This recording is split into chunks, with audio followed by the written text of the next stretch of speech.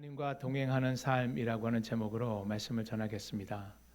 지난 주일에 우리는 하나님을 떠난 가인과 그의 후손들의 계보를 통해 그들이 세속적이고 방탕한 삶의 모습, 그리고 점점 심화되어가는 죄의 양상을 엿볼 수 있었습니다. 특히 가인의 6대 손이었던 이 라멕은 하나님이 정하신 일부 일처제를 무시하고 일부 다처제를 시작한 자였습니다. 또한 자기에게 상처를 입힌 그 소년을 보복하여 죽이고도 그것을 정당화하고 심지어는 자랑하기까지 하는 아주 파렴치한 모습, 인간의 교만과 죄악의 포악성을 충분히 보여주는 모습이었습니다. 이러한 인간의 타락과 죄악의 모습은 앞으로 창세기 6장에서 마주하게 될 대홍수 심판의 결과를 초래하는 원인이 되고 맙니다. 한편 라멕은 우리는 라멕의 아들들의 삶을 통해서 세속적인 문명과 또 문화가 발전되는 모습도 살펴볼 수 있었습니다. 야발은 가축 치는 자의 조상이 되었고 유발은 악기를 다루는 음악인의 조상이 되었습니다. 두발가인은 구리와 쇠로 기구를 만드는 대장장이 조상이 되었고 두발가인의 누이 나아만은 아름다움을 추구하는 미학을 발전시켰습니다. 그들이 하나님이 허락하신 일반 은총의 지혜로 말미암아 문명과 문화를 발전시켰지만 하나님을 떠나 있는 그들이 발전시킨 문화와 문명은 철저히 인간들을 위한 것이었지 하나님을 위한 것은 아니었습니다. 세상 사람들은 발전된 문명과 그 화려한 문화 속에서 세속적인 부와 쾌락을 추구했습니다. 발전된 문명과 화려한 문화는 인간의 삶을 더욱 부패하고 타락과 방종으로 나아가 하나님의 뜻에서 점점 멀어지게 할 뿐이었습니다. 세속주의와 물질주의, 이 인본주의를 물든 이 세상은 인간을 더욱 경쟁적이고 폭력적인 존재로 변질시켰습니다. 하나님께 더 나은 제사로 의로운 자라고 증거를 받았던 이 아벨의 죽음은 희망의 씨앗을 꺾이고 또 소망의 불씨가 꺼져버린 것과 같은 결과를 낳았습니다. 창세기 4장은 이 세상이 온통 어두운 그림자로 짙게 드리운 그런 모습이었습니다. 그런데 창세기 4장 25절, 26절에서 하나님이 아담과 하와에게 가인이 죽인 아벨 대신에 셋을 다른 씨로 주심으로써 구원의 역사를 이어갈 이 거룩한 혈통을 보존하신 것을 보게 됩니다. 그 후에 셋이 아들을 낳고 이름을 에노스라고 지었죠. 그때부터 사람들이 여호와의 이름을 불렀습니다. 여호와의 이름을 부르며 하나님께 영광과 찬양 또 기도와 감사로 공적인 예배를 드리게 되었습니다. 하나님은 겉보기에 아무리 암울한 현실 상황이라 할지라도 당신이 약속하신 구속의 역사가 중단되지 않도록 하기 위해 쉼 없이 일하고 계신 하나님이십니다. 우리가 넓게 볼 때 이 창세기 4장과 5장은 아담으로부터 노아에 이르기까지 이어지는 세대들의 족보를 기록하고 있습니다. 그런데 아담으로부터 시작된 이 족보는 하나님을 거부하고 떠나 이 죄의 본성대로 행하여 멸망받는 이 가인의 결과, 하나님을 경외하고 순종함으로 구원받는 이 셋의 계열, 이 두 부류로 나뉘게 되는 것을 보게 됩니다. 가인과 그의 후손이 성을 쌓고 산업과 문화와 문명을 발전시키며 이 세상 나라의 기초를 다지는 동안 셋과 그의 후손들은 하나님께 찬양과 경배 또 감사로 예배의 문화를 발전시켜 하나님 나라의 기초를 다져가는 것을 보게 됩니다. 오늘 본문 창세기 5장은 이것은 아담의 계보를 적은 책이니라 하는 말로 시작합니다. 아담과 그의 아들 셋에서 시작해서 노아에까지 이르는 족보를 기록하고 있습니다. 성경을 보다 보면 자주 이게 족보가 소개되는 것을 보게 되는데 성경이 이렇게 족보를 소개하는 데는 몇 가지 이유가 있습니다. 첫 번째로 족보는 하나님이 이 아담과 하와에게 약속하신 언약이 성취되어 간다는 것을 보여줍니다.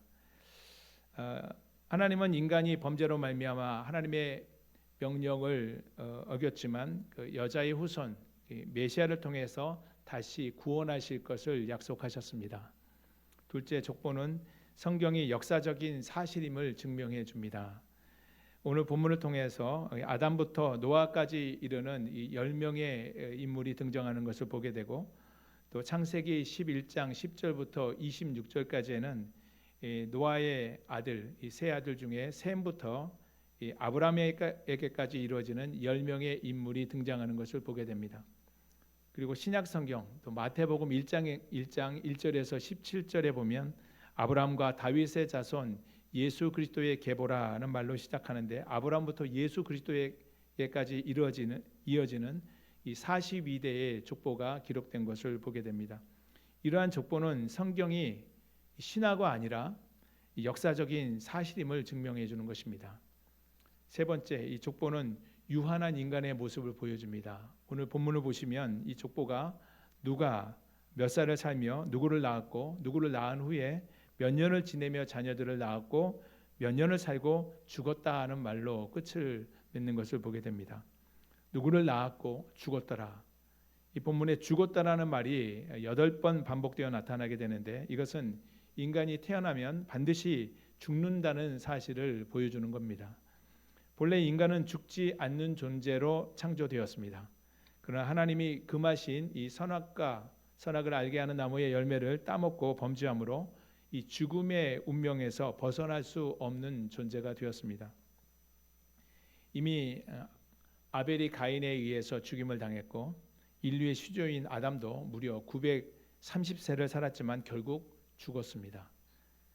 시편 기자는 시편 90편 4절에서 주의 목전에는 1000년이 지나간 어제 같으며 한 순간 같을 뿐임이니이다 라고 고백합니다. 그리고 사도 베드로는 베드로후서 3장 8절에서 사랑하는 자들아, 주께는 하루가 1000년 같고 1000년이 하루 같다는 이 한 가지를 잊지 말라고 말했습니다. 세상에서 무드셀라가 969년 동안 가장 오랜 인생을 살아왔지만, 성경은 하나님 편에서 볼 때 인생은 어제 같고 이 하루와 같을 뿐이라고 말합니다. 인간의 세월이라는 것이 1000년도 다 못 사는 유한한 하루살이 인생뿐이라는 것을 말해주는 것입니다. 하나님이 주신 지혜로 인간이 엄청난 이 문명을 발전시키고 화려한 문화의 발전을 이루었지만, 인간은 모두 결국 죽음 앞에 굴복할 수밖에 없습니다. 죽음이란 인간에게 현실적으로 피할 수 없는 운명이고 극복할 수 없는 한계입니다. 하나님은 하나님의 말씀에 불순종하고 이 선악과를 따먹는 이 아담의 범죄로 아담에게 너는 흙이니 흙으로 돌아갈 것이니라고 선언하셨죠. 그 후로 아담은 930세를 향수하고 죽음을 맞이하게 됩니다. 아담의 죽음은 죽음을 피할 수 없는 운명을 타고난 모든 인간들에게 두려움과 절망을 남겨주었습니다. 그러나 하나님은 인간의 반복된 삶과 이 죽음의 과정 속에서 인간이 계속 후손을 이어가게 하시지요. 하나님이 인간 개인은 결국 죽게 하셨지만 그 후손을 계속 이어가게 하신 것은 여자의 후손을 통해서 인류가 죽음을 극복하고 영원한 생명을 얻게 하시기 위한 하나의 방편인 것입니다. 인간의 족보가 중단 없이 이어지고 있는 것, 하나님께서 구원 역사, 생명의 역사를 중단 없이 이어가고 계시다는 사실을 보여주는 것입니다. 하나님은 아벨 대신에 주신 이 셋과 그 후손을 통해서 당신의 뜻을 펼쳐가시고 구원 역사, 생명의 역사를 지금도 이어가고 계십니다. 본문 1절, 2절 말씀을 보면 아담의 족보가 하나님이 천지를 창조하신 때부터 시작된 것을 알려줍니다. 하나님이 사람을 지으실 때 당신의 형상과 모양대로 지으셨습니다. 인간은 하나님의 품성을 나타내고 영광을 드러내기에 가장 적합한 모습, 가장 고상하고 아름다운 모습으로 지음을 받았습니다. 그러나 아담이 범죄하고 타락하면서 인간에게 주어지는 하나님의 형상과 모양은 훼손되었고 또 인간은 죽을 운명에 처해지고 맙니다. 그 결과로 아담은 훼손된 자기의 형상을 닮은 그런 아들을 낳게 되었죠. 그 아들 역시 죽음을 피할 수 없는 운명에 처할 수밖에 없습니다. 오늘 본문 3절부터 5절 말씀은 아담의 생애를 간략하게 요약해 주고 있습니다. 아담은 130세의 자기의 모양 곧 자기 형상과 같은 아들을 낳아 이름을 셋이라 하였고 아담은 셋을 낳은 후 800년을 지내며 자녀들을 낳았으며 그는 930세를 살고 죽었더라. 아담은 130세에 자기 모양 곧 범죄함으로 인해서 타락하고 훼손된 자기 형상과 같은 아들을 낳아 이름을 셋이라고 하였습니다. 우리가 알다시피 셋은 아담이 낳은 첫 아들이 아니죠. 아담이 130세에 셋을 낳기 이전에 가인과 아벨을 낳았고 또 이외에도 여러 자손들을 낳았습니다. 물론 셋을 낳은 이후에도 아담은 800년을 지내며 자녀를 낳았습니다. 본문 6절부터 32절까지는 이 셋과 그의 자손의 족보가 노아 대홍수 사건이 있었던 이 노아의 때까지 이어지는 것을 보게 됩니다. 셋은 105세에 에노스를 낳았습니다. 우리가 아는 바와 같이 셋이 에노스를 낳았을 때 사람들이 비로소 여호와의 이름을 불렀습니다.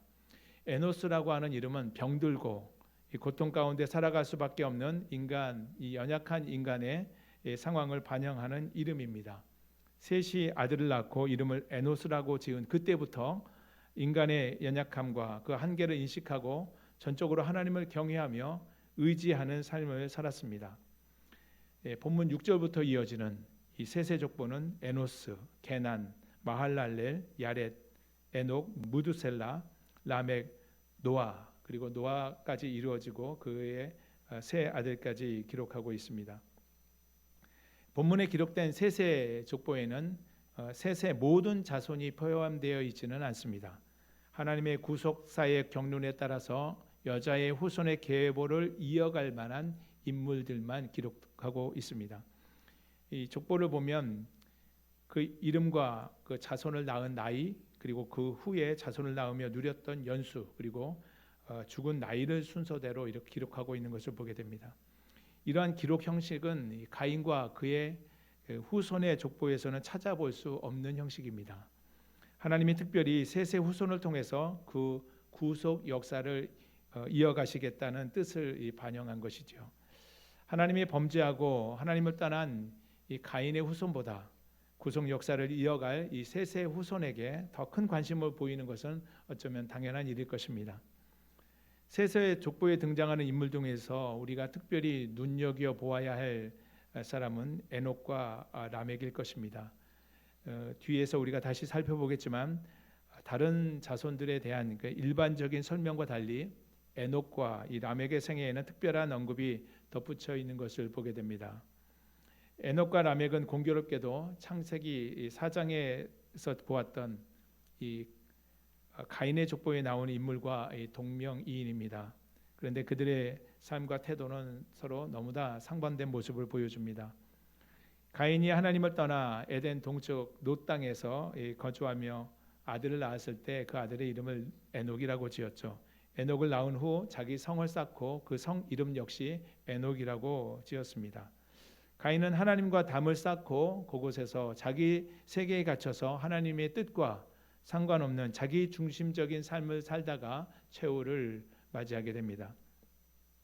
그런데 셋의 후손인 이 에녹은 아담의 7대 손으로서 300년 동안이나 하나님과 동행하며 자녀를 낳고 살다가 하나님께로부터 데려감을 당하게 된 것을 보게 됩니다. 또 다음 가인의 후손으로서 아담의 7대 손인 라멕은 이 두 아내를 취하여 하나님의 뜻을 거스를 뿐만 아니라 사람을 죽이고도 그 가책을 느끼지 않습니다. 오히려 그것을 자랑하고 가인을 위하여서는 벌이 7배일 텐데 라멕을 위해서는 벌이 77배 1이로다 라고 주장했던 이 포악한 사람입니다. 그러한가 하면 셋의 후손 라멕은 위로함 또는 안위함이라고 하는 이름의 뜻을 가진 노아를 낳았습니다.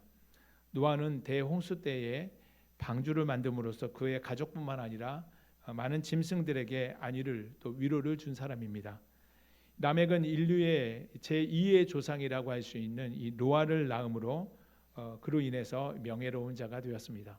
그는 777년 동안 하나님의 보호하심 속에 살다가 죽게 됩니다.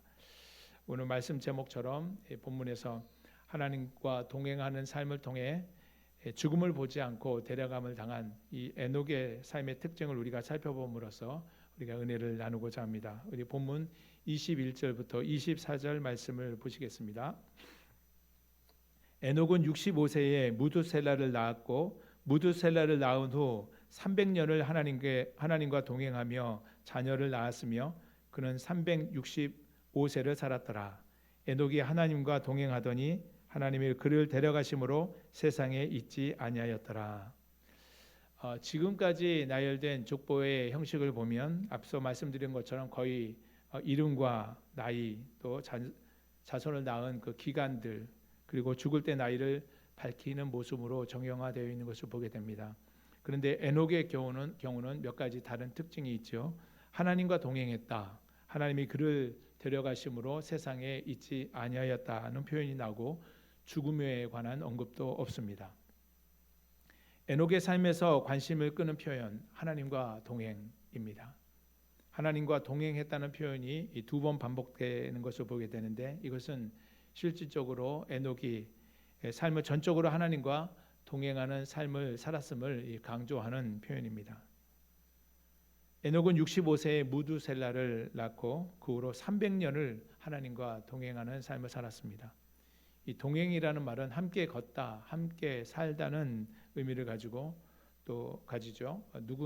우리가 누군가와 함께 길을 걸을 때 걷는 대상에게 관심을 두지 않으면 결코 함께 걸어갈 수가 없는 것입니다. 하나님과 동행하는 이 에녹의 삶은 모든 시선을 하나님께 맞추고 또 하나님께서 말씀하시면 나아가고 하나님께서 말씀하시면 멈춰서는 삶이었습니다. 에녹은 마치 함께 사는 부부처럼 하나님과 친밀한 관계를 유지하며 하나님의 뜻에서 어긋나는 모습을 찾아볼 수 없을 만큼 완전에 가까운 삶을 살았습니다. 그렇게 하나님과 동행하며 살아온 기간이 무려 300년이었습니다. 오늘날 저와 여러분에게 필요한 신앙의 모습과 삶의 태도는 무엇입니까? 하나님과 함께 걷고 하나님과 동행하는 삶이 되어야 될 줄로 믿습니다. 우리가 아직 남아있는 이 세월, 우리가 얼마나 우리 인생이 남아있는지 알 수 없지만 이 세상을 살아가는 동안에 우리 시선을 하나님께 맞추고 한 걸음 한 걸음 주와 함께 걷고 날마다 주님과 동행하며 걸어가는 저와 여러분의 삶이 되시기를 주님의 이름으로 축복합니다. 주어진 인생 하나님과 동행하며 살았던 에녹, 놀랍게도 365년의 세월을 이 땅에서 보낸 후에 하나님께로부터 데려감을 당합니다. 하나님이 그를 데려가심으로 세상에 있지 아니하였더라. 이 표현은 하나님이 회오리 바람을 통해서 하늘로 데려가셨던 그 엘리야 선지자 엘리야를 하늘로 데려가셨을 때 사용했던 표현과 같은 표현입니다. 성경에서 이 땅에 있다가 하나님께 데려감을 받은 사람이 모두 세 사람 나오죠. 에녹과 엘리야는 죽음을 맛보지 않고 하늘로 올라갔고 예수님은 부활하신 후에 승천하셨습니다. 에녹이 죽음을 보지 않고 하나님께로 데려감을 당했다고 하는 이 사실이 우리에게 주는 도전은 무엇입니까? 모든 인간은 각자 살아온 세월이 때로는 길고 때로는 짧음의 차이는 있을지라도 결국 누구나 한번 태어난 후에는 반드시 죽음으로 그 인생을 마무리하게 된다는 것이죠. 오늘날 우리는 겨우 100세 시대를 이야기하며 살아가고 있습니다. 하지만 세세 족보에 나오는 믿음의 조상들은 평균 912년을 살았으니 우리의 인생과는 비교할 수 없을 정도로 오래 살았습니다.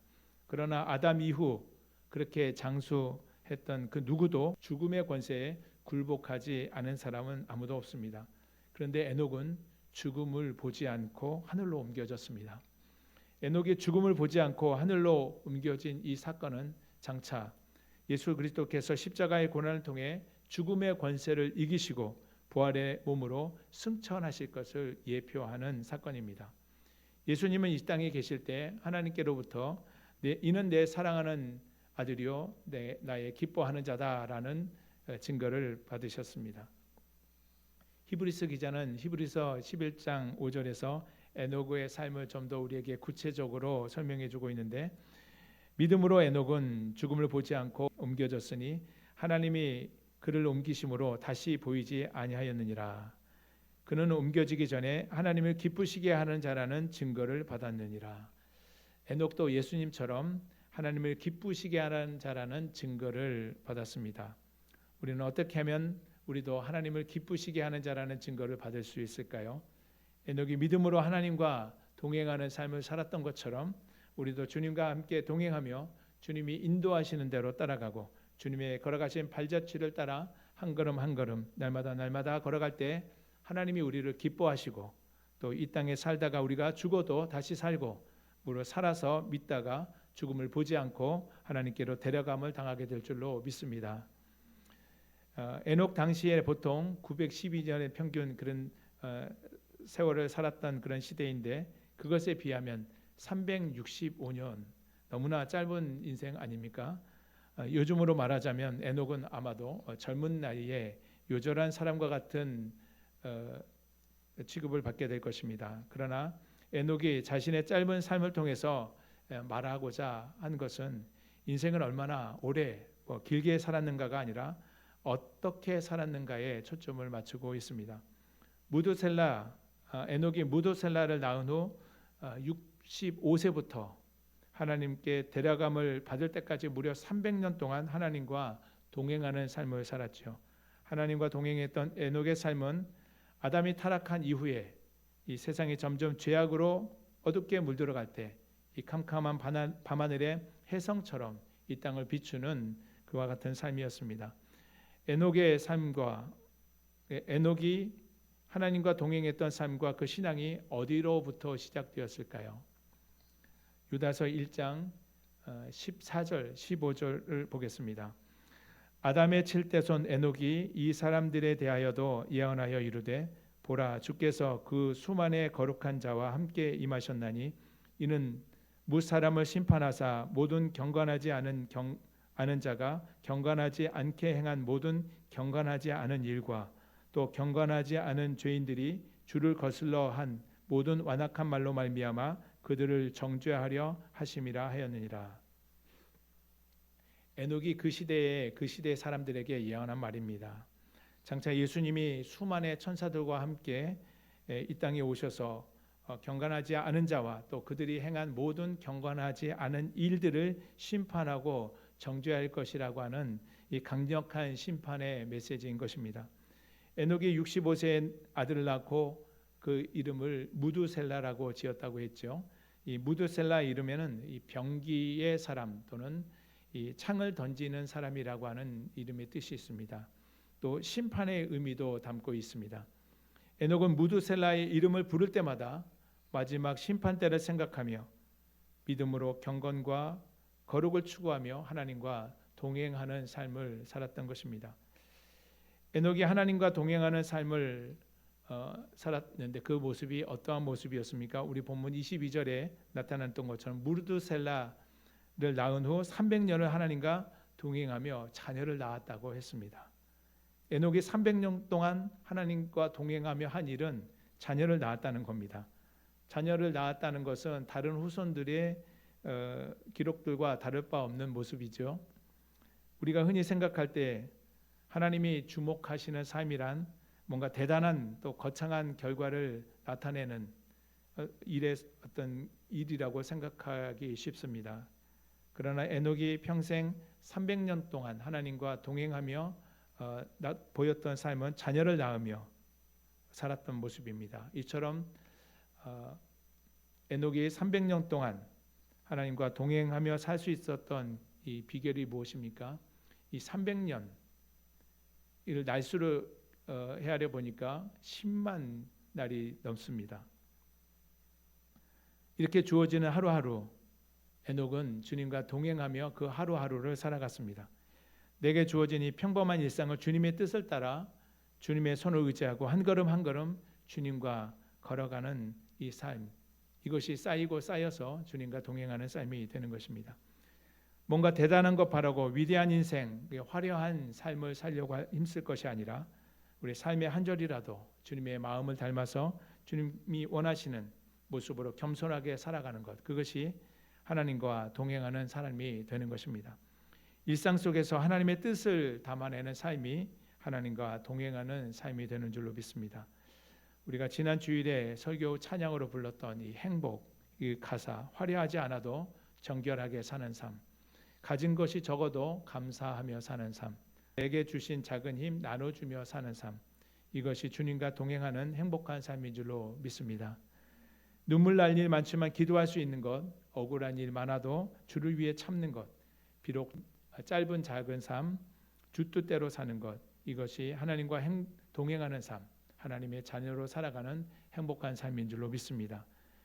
이런 삶을 통해 우리는 세상을 살아가는 동안 세상이 알 수 없는 기쁨과 평안의 선물을 받게 되고, 또 에녹처럼 이 땅에서 우리가 얼마나 오래 사는가, 또 얼마나 화려하게 사는가에 관심을 두고 살 것이 아니라 하나님의 구속사의 선미에 따라서 여인의 후손, 여자의 후손으로 오셔서 경건하지 않은 자들을 심판하실 주님을 생각하며 피할 수 없는 죽음의 권세를 깨뜨리고 영원한 생명을 주실 또 유일한 소망 되신 주님을 손을 잡고 주님과 함께 걸어가는 삶이 주님과 함께 동행하는 아름다운 삶인 줄로 믿으시기 바랍니다. 하나님과 동행하는 삶을 통해 우리는 하나님께로 데려감을 당했던 에녹의 삶, 하나님과 동행했던 예수님의 이 공생애를 보여주는 모습입니다. 우리 일상 가운데 주님의 말씀을 순종하며 한 걸음 한 걸음씩 주님의 발자취를 따라가며 주님과 함께 행하는 삶, 이 삶을 통해 죄와 절망과 좌절, 두려움을 이기시고 날마다 주님과 동행함으로 믿음의 행보를 끝까지 완주하시는 승리의 삶이 되시기를 주님의 이름으로 축복합니다.